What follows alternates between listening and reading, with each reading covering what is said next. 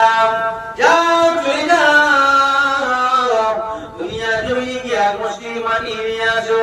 জিবরাইল আলাইহিস সালাতু ওয়াস সালাম আল্লাহ পাকের আদেশে আল্লাহ পাকের অর্ডারে এমন করে দুনিয়া জমিনে চলে যায়। দুনিয়া জমিনে কি মাটি যখন শুরু করবে মাটি এত কালার করে আল্লাহ আমার ফেরেশতা হযরত জিবরাইল তুমি আমাকে নেবে না, আমার বড় কষ্ট হয়, আপনি মাটি নেবেন না। হযরত ফেরেশতা জিবরাইল আলাইহিস সালামের মনে বড় দয়া হয়। জিবরাইল আলাইহিস সালাম মাটি নামি আল্লাহ পাকের কাছে ফিরে আসে। আল্লাহ পাক বলে কি ব্যাপার জিবরাইল, ও আমার ফেরেশতা জিবরাইল, কেন তুমি চলে এলে মদিনায়? জিবরাইল আলাইহিস সালাম যখন আল্লাহ পাকের কাছে বলে আল্লাহ আমার মনে বড় দয়া হয়, আমার মনে বড় মায়া হয়, আমার মনে বড় মায়া হয়, আমি মাটি দিতে পারবো না, মাটি এত দয়া করে আল্লাহ আমি মাটি না নিয়ে চলে এলাম। জিবরাইল আলাইহিস সালামের মনে বড় দয়া, যে মাটি কাঁদছে, মাটি নিভে দিচ্ছে, চলে গেল। আল্লাহ পাক আবার হযরত ফেরেশতা মিকাইল আলাইহিস সালামকে পাঠালেন, যাও আমি আল্লাহ পাক আমার আদেশে মাটি নিয়ে এসো। ইন্নী জাইলুন ফিল আরদি খলিফা, দুনিয়ার জমিনে আমি একটা প্রতিনিধি বানাবো, তুমি মাটি এসে যাও। আল্লাহ ফেরেশতা হযরত মিকাইল আলাইহিস সালাম আল্লাহ পাকের আদেশে দুনিয়ার জমিনে গিয়ে মাটি নিতে আরম্ভ করে, দুনিয়ার জমিনে গিয়ে মাটি নিতে আরম্ভ করে। মাটি এত দয়া করে, মাটি বলে ও আমার ফেরেশতা তোমার মনে কি মায়া হয় না, তোমার মনে কি মায়া হয় না, আমি মাটি আমাকে কামচে নিয়ে চলে যাবে, আমার বড় কষ্ট হয়। মিকাইল আলাইহিস সালাম দয়া করে মায়া করে মাটি না নিয়ে আল্লাহ পাকের কাছে চলে যায়। ও রব্বি আল্লাহ পাক, মাটি তো নিতে পারি না, মাটি এত কালা কাঁদে, মাটি এত কালা কাঁদে, আমি মিকাইল আমার মনে বড় দয়া হয়, আমি মাটি দিতে পারবো না বলে চলে এলো। আল্লাহ পাক আমার হযরতে ফেরেশতা ইসরাফিল আলাইহিস সালামকে বানিয়ে দেয়। ও আমার ফেরেশতা ইসরাফিল আলাইহিস সালাম যাও চলে যাও, চলে যাও দুনিয়া জমিনে গিয়ে এক মুষ্টি মাটি নিয়ে এসো, আমি একটা প্রতিনিধি সৃষ্টি করতে যাই। আল্লাহ ফেরেশতা হযরতে ফেরেশতা ইসরাফিল আলাইহিস সালাম চলে যায়, মাটি তো কিছু মধ্যে দিতে চাই না, মাটি কাঁদা শুরু করে। ও ফেরেশতা হযরতে ইসরাফিল আমার মনে বড় মায়া হয়, আমার বড় কান্না পায়, আমার বড় দয়া হয়, আমার বড় কষ্ট হয়, আমি কিভাবে মাটিটা দিতে পারি? মাটি তো দিতে চাই না, মাটি তো দিতে চাই না। আল্লাহ পাকের কাছে ফিরে এসে বলে, ও রব্বি আল্লাহ পাক, মাটি আমি আনতে পারবো না, মাটি যেভাবে কাগজে দিতে পারে আদায় করে আমি মাটি নিয়ে আসতে পারবো না। ইব্রাহিম যায় ফিরে আসে, ইসরাফিল যায় ফিরে আসে, মিকাইল যায় ফিরে আসে, সবার মনে একটা দয়া হয়, মাটি কাঁদছে, কেউ কেমন কোনো কাঁদে, মানুষের মনে একটু দয়া হয় কোনো বিষয় নিয়ে, কেউ মানে আসতে পারেন। আল্লাহ পাক অবশেষে কাকে পাঠিয়েছিলেন জানেন? এদিকে খেয়াল করতে হবে। অবশেষে আল্লাহ পাক হযরত ফেরেশতা মালাকুল মউত আজরাইল আলাইহিস সালামকে পাঠিয়ে দিলেন, যাও এক মুষ্টি মাটি আমি প্রতিনিধি তৈরি করতে চাই, হযরত নবী আদম আলাইহিস সালামকে সৃষ্টি করতে চাই। আল্লাহ ফেরেশতা হযরত আজরাইল আলাইহিস সালাম ও আল্লাহ ফেরেশতা হযরত মালাকুল মউত আজরাইল আলাইহিস সালাতু ওয়াস সালাম আল্লাহ পাকের আদেশে ওপরে দুনিয়া জমিনে চলে যায়। দুনিয়া জমিনে গিয়ে মাটির কান্না শুনে না, মাটির আওয়াজ শুনে না, মাটির কান্নাতে বিরতি শুনে না, জোর জবরদস্তি ভাবে এক মুষ্টি মাটি নিয়ে আল্লাহ পাকের কুদরতি গায়ে দিয়ে দিয়েছিল। সুবহান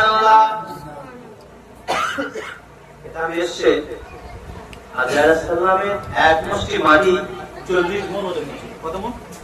40 মণ ওজন ছিল। 40 মণ।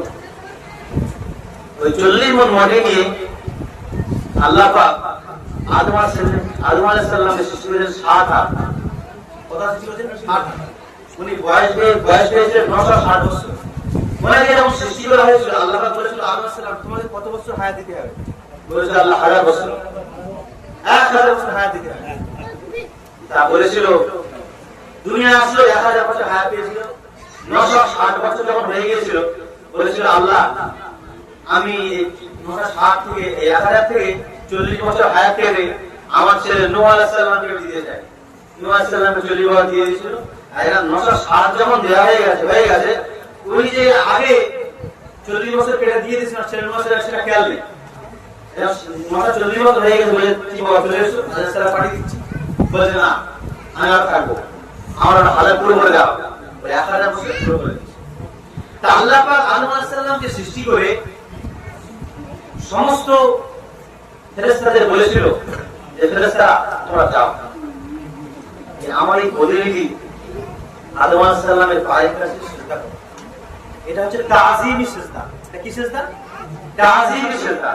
এখন একদল বেরিয়েছে তারা দিকে মাজারের সিজদা দেয়। আপনি দেখেছেন কি? মাজারের সিজদা দেয়, মাজারের চাদর চড়ায়, মাজারের ফুল দেয়, মাজারের আগরবাতি দেয়। আর তারা বেরিয়ে দেয় যে আদম আলাইহিস সালামের পায়ের ধারে ফেরেশতারা সিজদা করেছে তাই আমরা সিজদা দিচ্ছি। ওটা তাযীমি সিজদা। ওটা আল্লাহ পাক দিতে বলেছে দিচ্ছি। কিন্তু এরা আল্লাহ পাক কি মাজারের সিজদা করতে বলেছে? বলেনি। তো সমস্ত ফেরেশতারা সিজদা করেছিল। একজন করেনি, তিনি কে? ইবলিস। ইবলিস অহংকার করে বলেছিল রব্বি আল্লাহ আমি তো আগুনে প্রিয়, আর আপনি যে আদমকে সৃষ্টি করেছেন তো মাটি প্রিয়, তুমি আগুন হয়ে মাটির কাছে কিভাবে ভালো করতে পারবে? আর অহংকার মানুষকে শেষ করে দেয়। অহংকার এটার মধ্যে এসে আগুন যেমন কাঠকে পুড়িয়ে খেয়ে ফেলে, অহংকার মানুষের নেক আমলকে খেয়ে ফেলে। এটার মধ্যে এসে মানুষের কিসের এত অহংকার বুঝি না। মানুষ যখন মায়ের পেটে ছিল প্রথম 40 দিন ছিল জমাট বদ্ধ রক্ত, তারপরে 40 দিন ছিল মাংসপিণ্ড, তারপরে 40 দিন একটা আকার আকৃতি ছিল, চোখ নাক মুখ হাত থেকে আকার দিয়েছিল, তারপরে 40 দিন আল্লাহ পাক রূহ দিয়েছিল। এই মানুষকে আল্লাহ পাক অস্তিত্বহীন সৃষ্টি করেছে। বাপের পৃষ্ঠদেশ থেকে মায়ের দেহে নেওয়া হয়েছে, অস্তিত্ব ছিল না আমাদের কোনো। দুনিয়া এসে অস্তিত্ব তৈরি হলো। আবার আল্লাহ পাক যখন 60 বছর 70 বছর 80 বছর হায়াত দিয়ে যখন আল্লাহ দেখে নেবে 24 ঘন্টার মধ্যে আল্লাহ পাক চূর্ণ বিচ্ছিন্ন করে দেবে লাশটা। এটা কি খেয়াল হয়? 24 ঘন্টার মধ্যে আল্লাহ পাক লাশটাকে চূর্ণ বিচ্ছিন্ন করে দেবে। একটু ভাববেন আল্লাহ পাক আমাদের অস্তিত্ব দিয়ে পানি কিসের এত অহংকার, কিসের এত বড়াই। কবরে যখন চলে যাবো লাশটা ঘুরে দেবে, পোকার চোখগুলো দিয়ে দেবে, মুড়িটা ফেটে যাবে, হাড়গুলো চূর্ণ বিচূর্ণ হয়ে যাবে। 1 বছর 1.5 বছর পরে আমাদের খুঁজে পাওয়া যাবে না। তাই বলছি সময় থাকতে থাকতে পরিবর্তন হয়ে যাবে। বাপেরা ভাইরা এখানে অনেকে আছে আমার আত্মীয়, নানা মামা, প্রত্যেক দৃষ্টি আকর্ষণ করে বলছি আগে যা হয়ে গেছে গেছে, এবার পরিবর্তন হয়ে আমরা আল্লাহ দিয়ে ফিরে আসি। পাহাড় পরিমাণ গুনাহ করে যদি আল্লাহ পাকের কাছে একবার কাঁদা যায়, বান্দার চোখের পানি না আল্লাহ পাক বড় পছন্দ করে। একবার যদি তাহাজ্জুদে নামাজ পড়ে কাঁদা যায়, চোখে পানি পড়বে, আল্লাহ অনেক অন্যায় করেছি, নামাজ পড়ি, রোজা করি, এমন করে অনেক অন্যায় কাজ করেছি, লোকের গায়ে হাত তুলে দিয়েছি, বড় ছোট কথা বলেছি। রাসূল পাক সাল্লাল্লাহু আলাইহি সাল্লাম হাদিসের মধ্যে বলেছেন আল মুসলিমু মান সালিমাল মুসলিমুনা মিন লিসানি ওয়া ইয়াদি। তোমাদের মধ্যে সেই ব্যক্তি হলো উত্তম যার হাত এবং জিহ্বা দ্বারা অন্য মুসলমান ব্যক্তি যেন কষ্ট না পায়, হাত এবং জিহ্বা দ্বারা কষ্ট যেন না পায়। তাই বলবো প্রত্যেকে 5 ওয়াক্ত নামাজ পড়ার চেষ্টা করুন। আপনি বলুন আমি কাজে কাজে ব্যস্ত থাকি, আমি মাঠে চাষ করি, আমার দোকান রয়েছে, আপনি 2 ওয়াক্ত মসজিদে পড়ুন, 1 ওয়াক্ত নামাজ মসজিদে পড়ুন, বাকিটা বাড়িতে পড়ুন। যেদিন আপনার কাজের সময় পাবেন আপনি সেদিন সারাদিন মসজিদে নামাজ পড়ুন। কি খারাপ হচ্ছে কথা? রাসূল পাক সাল্লাল্লাহু আলাইহি ওয়াসাল্লাম তার জলিল কদর সাহাবী, অত্যন্ত সম্মানিত সাহাবী, সম্মানিত সাহাবী হযরত আবু জাহল গফফারী রাদিয়াল্লাহু তাআলা আনহুকে ডেকে বললেন, ইয়া আবু জাহল, এসো আমার কাছে এসো। কত মিষ্টি ভাষায় রাসূল পাক বোঝাচ্ছেন। একটা গাছের গোড়ায় গেলেন, একটা গাছের গোড়ায় গিয়ে গাছের ডাল ধরে নুইয়ে দিলেন, গাছের ডাল ধরে নিয়ে দিলে কি হয়? গাছের পাতাগুলো পড়ে, গাছের পাতাগুলো ঝরঝর ঝরঝর করে পড়ছে। বলছে আবু জাহল তুমি কি জানো, নামাজি বান্দা যখন নামাজ পড়ে, মসজিদ থেকে নামাজ পড়ে বাড়ি যায়, তার গুনাহগুলো আল্লাহ পাক এই গাছের পাতার মধ্যে জড়িয়ে যাবেন। সুবহানাল্লাহ। নামাজি বান্দা যখন নামাজ পড়ে বাড়ি যায়, গাছের পাতার মধ্যে ঝরঝর পড়ে, এই গুনাহগুলো ঝরঝর করে পড়তে থাকে। আর এই মাহফিলে বসলে কি লাভ হয়? মাহফিলের মর্তবাকে বোঝে না। মাহফিলে বসে দুটো ফায়দা হয়, দুটো ফায়দা। একটা ফায়দা হচ্ছে নিজের জীবনের ছোটখাটো গুনাহ মাফ হয়, কাবিরা গুনাহ না, কাবিরা গুনাহ পাওয়া মাফ হয় না। আর যে ছোটখাটো যে গুনাহ আছে, হাতের গুনাহ, পায়ের গুনাহ, চোখের গুনাহ, হ্যাঁ, ছোটখাটো যে গুনাহ আছে, এই মাহফিলে বললে ছোটখাটো গুনাহ করে আল্লাহ পাক মাফ করে দেবেন। সুবহানাল্লাহ। আর দ্বিতীয় লাভটা কি? দ্বিতীয় লাভ হচ্ছে আখিরাতের পুঁজি জোগাড়। এই মাহফিলে বসে আপনি যে সুবহানাল্লাহ পাঠ করলেন, একবার সুবহানাল্লাহ 10টা নেকি হচ্ছে।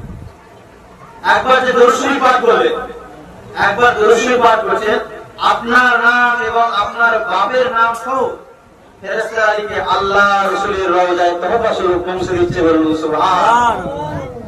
একবার যে দরুদ শরীফ পড়ছেন না, এই নেকিটা লিখে নিজের নাম, নিজের বাপের নাম সহ লিখে মদিনা তৈয়বা, মদিনা মুনাওয়ারা সবুজ গম্বুজের নিচে রাসূল পাক সাল্লাল্লাহু আলাইহি ওয়াসাল্লাম আলাম ফরমাচ্ছেন, তার দরবারে ফেরেশতারা পৌঁছে দিচ্ছে। তাই বলবো প্রত্যেকে পরিবর্তন হওয়ার চেষ্টা করুন। যা হয়ে গেছে গেছে, 5 ওয়াক্ত নামাজ পড়বো, 1 মাসে রোজা রাখবো, হালাল খাওয়ার চেষ্টা করবো, আমার বাড়িতে যেন সুদ না ঢোকে। এখানে যারা এসেছেন 15 থেকে 20 জন মানুষ বসে আছে, প্রত্যেকের আমি দৃষ্টি আকর্ষণ করে বলবো, আপনি আজ থেকে ওয়াদা করুন, আপনি আজ থেকে প্রতিজ্ঞা করুন, আমি নামাজ পড়বো, আমার পরিবারকে নামাজ পড়াবো। আমি নামাজ পড়তে নামাজ হবো, আমার পরিবারকে পড়তে নামাজ হবো, নামাজ পড়াবো। 5 ওয়াক্ত নামাজ, আমার স্ত্রীকে নামাজ পড়াবো, আমার ছেলেকে নামাজ পড়াবো, আমার মেয়েকে নামাজ পড়াবো, মেয়েকে আমি পড়াতে রাখবো। আমি আমার পরিবারকে আদর্শ একটা পরিবার গড়ে তুলবো। আপনারা যে প্রয়োজন পাবেন না, ইনশাআল্লাহ ইনশাআল্লাহ আমি বলছি গ্রামটা পরিবর্তন হয়ে যাবে। হবে না? হবে। আপনারা যদি মন থেকে চেষ্টা করেন পরিবর্তন হবে। নিজ আল্লাহ পাক বলেছেন, বান্দা যখন নিজে থেকে না পরিবর্তন হতে চায় না, তখন আমি আল্লাহ পাক কিন্তু পরিবর্তন করি। বান্দা যদি মনের শয়তান থেকে আল্লাহ পাক পরিবর্তন করে না, নিজে থেকে পরিবর্তন হতে হবে। নিজে নামাজি হবো, পরিবারকে নামাজি করে দেবো। আমার শেয়ার আমি এটাকে পর্দায় রাখবো। আমি দায়িত্বের খাতায় নাম লেখাবো না। আলেমরা আমাদের ওয়াজ নসিহত শুনবো, নিত্য নতুন ওয়াজ নসিহত ইন্টারনেটে বার হয়েছে, ওয়াজ নসিহত শুনবো। নামাজ শিখে নিয়ে আমি পড়াশোনা করবো। নামাজ সকালে সূরা আখরাত মুখস্থ করবো। ইমাম সাহেব এলাকা যারা আলেম আছে তাদের কাছে আমি যাবো, গিয়ে পড়াশোনা শিখবো। ওয়াজ নসিহত থেকে শুরু করে আমি সব কিছু একদম আমি দিনদারি হওয়ার চেষ্টা করবো, দিনদার মানুষ হওয়ার চেষ্টা করবো। কথা বলছি, বিরক্ত হচ্ছে না? এরপরে আমরা দিনদার হওয়ার চেষ্টা করব।